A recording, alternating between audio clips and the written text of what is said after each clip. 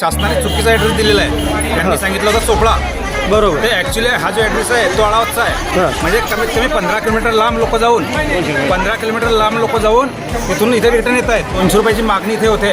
सरकारी फी हे फक्त 70 रुपये आहे आणि बाकीचे जे 130 रुपये आहे ते 130 रुपये जे आहे ते आपल्याला हे जे लेबर आहे त्यांना आम्हाला द्यावं लागतात असं त्यांनी आम्हाला उत्तर दिलेलं आहे.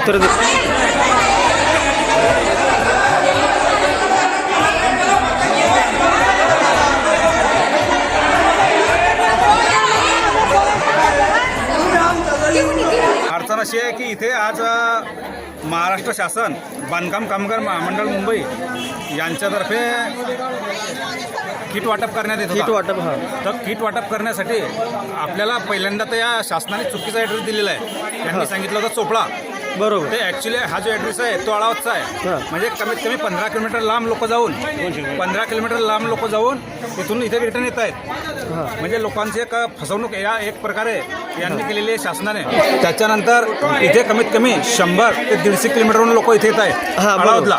आणि त्याच्यानंतरही त्यांना तारीख दिलेली आहे की आज रोजी तुम्हाला एक जो किट आहे ते किट वाटप होणार आहे. त्याच्यानंतर किट वाटप इथे होत नाहीये. ते कमीत कमी म्हणतात 2 वाजेपर्यंत थांबा आणि 200 रुपयाची मागणी इथे होते. हे जी फी आहे सरकारी फी हे फक्त 70 रुपये आहे आणि बाकीचे जे 130 रुपये आहे ते 130 रुपये जे आहे ते आपल्याला हे जे लेबर आहे त्यांना आम्हाला द्यावं लागतात असं त्यांनी आम्हाला उत्तर दिलेलं आहे. आणि त्याच्यानंतर आम्ही शासकीय अधिकाऱ्यांना पण कॉल केला.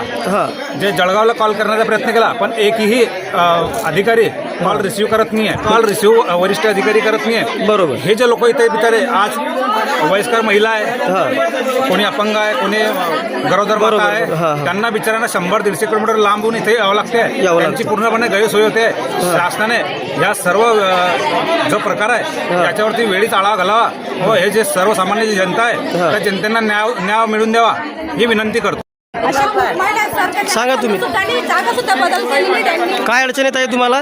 जागा सुद्धा बदल केलेली नाही. अशा खूप पहिल्या का त्यांना सुद्धा माहिती नाही का कोणत्या ठिकाणी जागा कोणत्या ठिकाणी वाटप आहे भाऊ आपल्याला कोणत्या ठिकाणी भांडे हे मिळणार आहेत. ते पैसे खर्च होता. बरोबर. त्या परेशानी होत्या त्या गोष्टीवरून. बरोबर. टाकून नाही की काम देणं पडते आम्हाला. कोणत्या गावावरून आले तुम्ही?